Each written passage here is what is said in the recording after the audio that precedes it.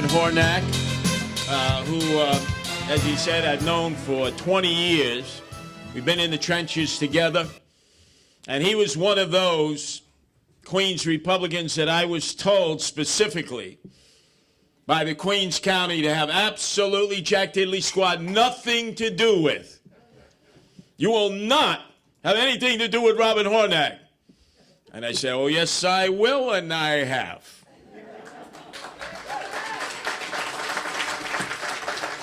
And the county said, and you'll have nothing to do with Vicky Palladino. And I said, yes, I have, and I will. And it's too bad that all of you could not have been on that Zoom call because it was raucous. But I'm not gonna rehash that. That's really old news.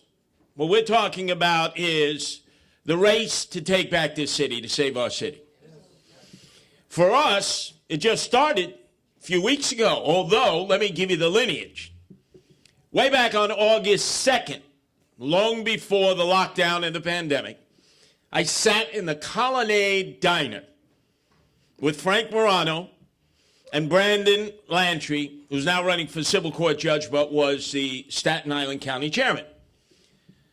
And Brandon was saying, you want to run for mayor?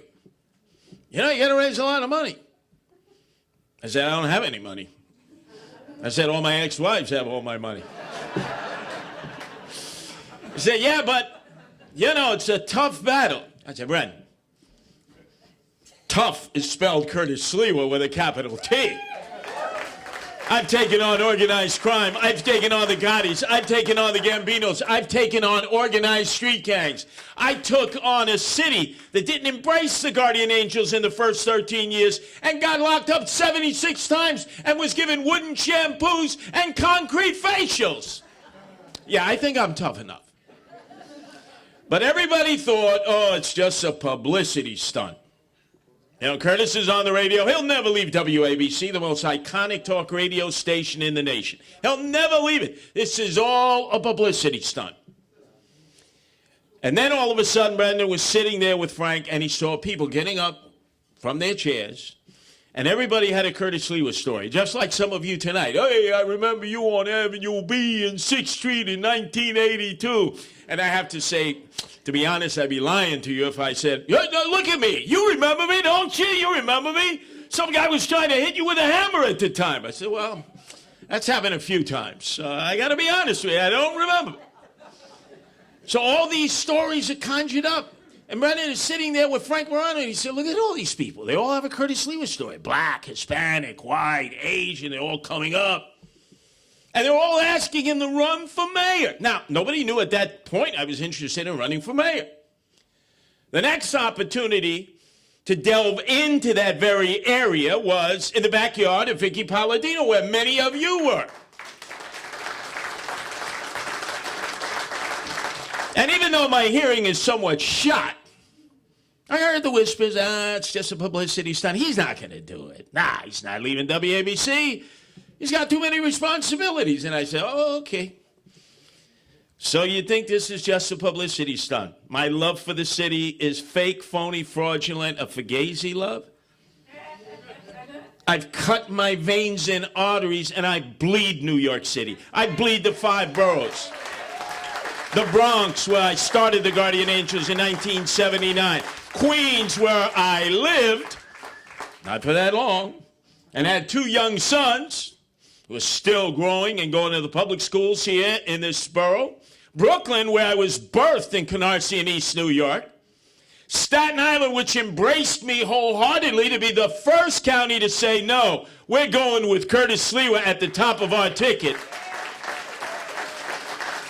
And Manhattan, which, as you know, is difficult, although this summer, when the rioting and looting took place and the rampant violence and anarchy just took control of the streets, who did the people in Manhattan turn to when the NYPD was told to stand down? by Comrade Bill de Blasio, the part-time mayor, the dope from Park Slope, the Guardian Angels. And now we patrol the Upper East Side, the Upper West Side, Chelsea, Chinatown, Little Italy, Washington Heights, Inwood. Most of these communities never before would have asked Guardian Angels to patrol because they would have said, please, Curtis, take your red beret off because our property values will plummet. People will think we have crime problems here. Now they all know what it's like to be abandoned by a mayor who single-handedly has destroyed this city of New York. And how dare he think that in the wake of the demise of Andrew Evil Eyes Cuomo, the son of Mario Faccia Brutta Cuomo, that he is somehow going to rise and become the next governor over my dead body and your dead body. You know what Monday is? Monday we settle all scores. It's the Ides of March. You all remember the story of the Ides of March. And there's two focuses of the Ides of March. Not one, it isn't Julius Caesar, although both the Italian stallions think of them as being imperial, above the law, with these executive orders that they sign ad nauseum, that put chains and shackles on their citizens. Both Cuomo and de Blasio are the Julius Caesar of our time, and the Ides of March is coming quick on them. And an end of the reign that has robbed us of our rights, that has robbed us of our public safety and our freedoms, and this city that we so love that has been impaired and is now being swallowed into the belly of the beast. So people ask, why did you decide to run, Curtis? Why wouldn't I run when you see the very thing that you love, the very thing that you shed your blood for, New York City and all of its residents, rich, poor, middle class, black, white, Hispanic, Asians, gays, lesbians, hipsters, millennials, it matters not. It's all about people. And on June 1st and June 2nd, you saw proof positive. When our great police department was told again to take a knee in Washington Square Park, Terrence Moynihan, the number 2 uniformed chief of the NYPD, took a knee, and I said to the members of the Guardian Angels, we're going to have to flood Midtown, and we're going to have to flood Soho because the cops are not going to be allowed to stop the rioting and looting. And remember, who were the only ones to protect the property? Who were the only ones to protect the product? Who were the only ones to say, forget insurance? Because history proves that if they come for the property, they come for the product, eventually they come for the people. And that's what they've continued to do. And that's going to stop when I become mayor of the city of New York.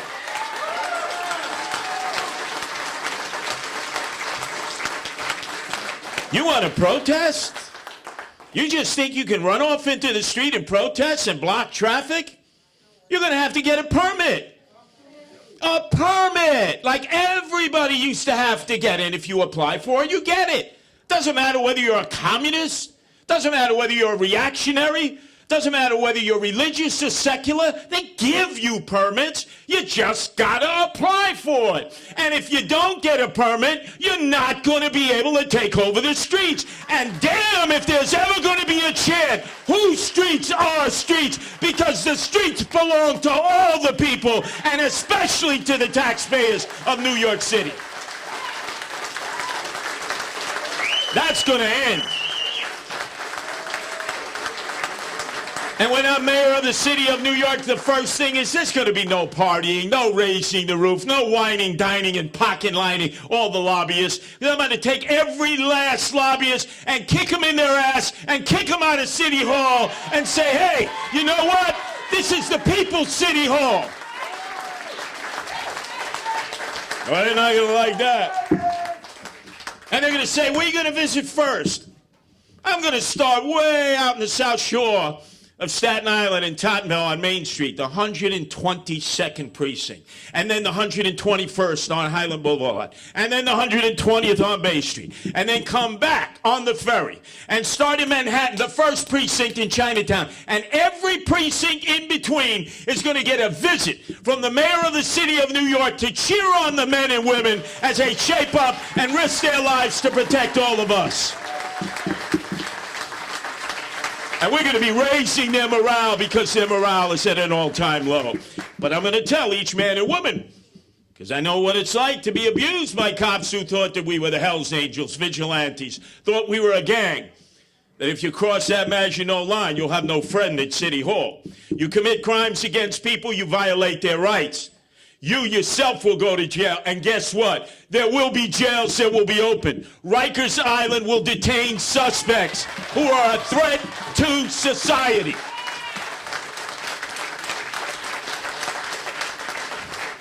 Now, these are common sense things. This is something we can all agree on. I could be in a public housing project. People would say, yes, that makes sense. I could be in the tenements. Yes. I could be amongst hipsters and millennials. Well, not all of them.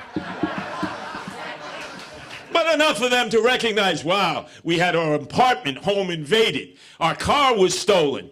Our property was vandalized. And then all of a sudden, you know what generally happens. The most progressive, liberal, Democrat, socialists of America, followers of AOC, all out crazy, who grew up in a prosperous suburb of Westchester and not the Bronx, all of a sudden will give up their progressive ways and become very reactionary and very conservative because they're going to want vengeance. They're going to say, wait a second, I don't want to be a victim. I don't want to have criminals invading my personal space. They don't know what it's like.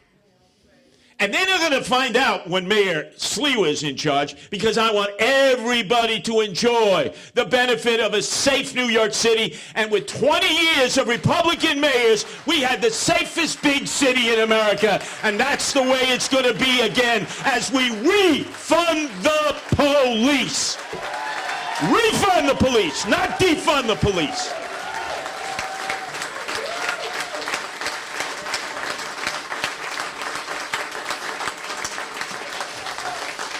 And I just want to touch on one other subject because the time is getting late. And I know you have salutations and greetings. Because Vicky and Robert and everyone else, what a gathering you've put together.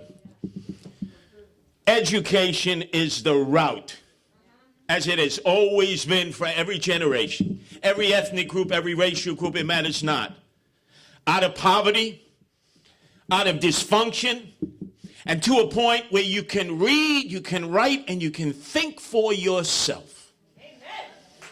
I've been in so many prisons, because I've been locked up across the country organizing guardian angels. It's sort of like, hey, I'm here to help. Yeah, you'll help in a cell, 8-by-foot cell.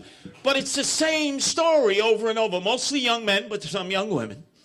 Dysfunctional, broken homes in many instances, can't read, can't write, can't speak correctly. And so how do they express themselves? They express themselves through intimidation, physical. It becomes Darwinian. I've survived in the streets because obviously I was very lucky. As you know, my battles with organized crime, my battles with street thugs. But I've been very, very fortunate that I've had guardian angels with me who've protected me as I've protected them, like Arnold Salinas, who's here, who was with me from day one.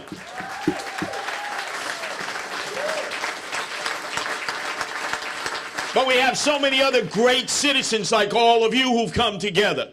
The other gentleman who accompanied me here tonight, Josh, we had never met. And then all of a sudden, when he heard that I was taking this Don Quixote-like quest against an 8-to-1 registration of Democrats versus Republicans, where you've seen all the stories. Oh, the next mayor of the city of New York is going to be elected on June 22nd in the Democratic primary, right? Haven't you heard all of that? It's a waste of time to focus on the Republicans. Well, let me tell you something. How many times have you heard that before? You heard that, right? When a guy named George Pataki that nobody knew, defeated the man who was being set to be the fifth face on Mount Rushmore. Mario Faccia Brutta Cuomo was destined to become president, a U.S. Supreme Court judge. Who knew Pataki? Be honest, none of you knew Pataki. I gave the first speech for Pataki in the Yale Club. There were 8 people, 6 of his family members, and 2 guys from the Yale Club who wanted to talk to me, didn't even know who Pataki was. And it was the day I was fired at WABC from morning talk radio with Lisa, at the time my wife. Now, which wife was it? 1, 2, 3. Doesn't matter. The point was, he told me on that night, as he told the few people assembled, that he was going to become the next governor of the state of New York. And everyone thought he was in a drug-induced psychosis. He had been smoking the Maui Wowie Hindu Kush or dropping shrooms. Nobody believed him. 2 days before the election, the Daily News had George Pataki 17 points down. 17 points down. Election night, George Pataki wins. You have seen an effort by Democrats, establishment Democrats, who are afraid of the younger Democrats, Socialists of America, and Justice Democrats. They're afraid to take them on, so they want rent-a-wrecks. They want Republicans and they want independents to temporarily come and help them in their primaries to elect a moderate Democrat. And as many of you I heard say before, where the hell is a moderate Democrat? They don't exist. They all want to defund the police. They want to spend money that we don't have. You look at this Yang guy, he doesn't know what a bodega is, doesn't know that the A train does not go to the Bronx, and he wants to create a free subway system for a whole week, Memorial Week. And you say to yourself, what about fare evasion? Ain't nobody going to pay after you give him a full week of no fare. This guy does not have any common sense. So the common sense is going to become from the Republican survivor. And that is going to be Curtis Sliwa. I left WABC Radio. Nobody thought I would do that. I've dedicated myself morning, noon, and night to this effort. We were the last to declare candidacy, and we've got a lot of ground that we got to make up. That's why when you saw these boards being passed around by Josh and Arnaldo, if you could look at the QR code, we got to raise the money. We got to get the 8-to-1 socialist match. Can you believe this? They give you $8 for every $1 if you're a New York City resident. You can't make that kind of profit on Wall Street with cryptocurrency, with Bitcoin, and Atlantic City. If you're shooting CeeLo or Dice, you can't make that kind of money. And yet the taxpayers give you $8 for every $1 up to $2.50. Well, guess what? I'm not the son of someone who is wealthy. I don't have 2 nickels to rub together, and what I do have, I throw around like manhole covers. So in order to fight the Democrats and to win this primary against the other Republicans, we got to raise the moolah shmoolah, the ducats, the do-re-mi, the cheddar to do it. And I got to depend on all of you. And this is the kind of money that's an investment in our children, in our city, and in our future. Because I'm going to make sure that in the public school system, which takes up $30 billion of a $92 billion budget in New York City, that every child who comes in, whether they speak English or don't, they're going to do the Pledge of Allegiance. They're going to sing the national anthem. They're going to do what we did when we went to public school. We're letting the American Legion come in, the veterans of foreign war, the Jewish war veterans. We're going to have assemblies about patriotism. We're going to give these young people the same inoculation that we had early in our existence that made us lovers of America, of freedom. And there isn't going to be an attack on free speech. Oh, no, no, no. There won't be a cancel culture. You object to hate speech? We all do. But the way you resolve that is with more free speech. People are Americans. That's what makes our country great, is we get a chance to express ourselves in every form available. And we, as the city of New York, the guiding light to the entire world, the economic engine, we are going to restore the greatness and the grandeur. We are going to expand on charter schools and give them the space they deserve. That's where I'll be tomorrow with the charter school parents saying, we got plenty of empty space. Why aren't we giving the charter schools more space? I'm going to be in the Irish Riviera tomorrow night, in the Rockaways, Neponset, Rockaway Beach, Broad Channel, and we're going to get everyone to come out and vote for Curtis and the entire ticket against the county machine and organization, which has stifled free speech. If you dare speak up for yourself, they want to marginalize you. They want to create it so that you can't have a democracy. Up until the last second, they decided they wouldn't tell any of the clubs as to whether you were going to be able to have elections down ballot for all the committee sites. Oh no, they told them the very last second. Look, Staten Island let everybody know, Brooklyn let everybody know, Bronx let everyone know, Manhattan let everyone know, but not Queens County because they keep a boot right to the back of your neck. And that's going to end when I become mayor. And then finally, we are going to have a city that we can all be proud to say, even if we leave, even if we go somewhere else, that you've planted a legacy here like our parents and grandparents. That there's a tradition in effect for any new immigrants or hipsters or millennials or anyone else who migrates here, who was born and raised in the United States. This city has given so much to so many millions. We are going to make sure that we give everyone that opportunity again, but it starts with safe streets, safe subways, safe parks, safe schools, and making sure that our children get an education that they deserve. In the public schools, the charter schools, Catholic schools, parochial schools, vouchers, tuitions, tax credits, and vocational training wherever possible, because they are our future. We owe it to our children. We're printing money in Washington that they're going to have to pay for. Democrats and Republicans don't seem to care about raising the debt, raising the deficit. So at least we're going to make sure that these kids have an opportunity to think for themselves, to resolve their own problems, and to become contributors to America and not just takers. Thanks for supporting my candidacy. Thanks for supporting the ticket. And fight on to take back the country.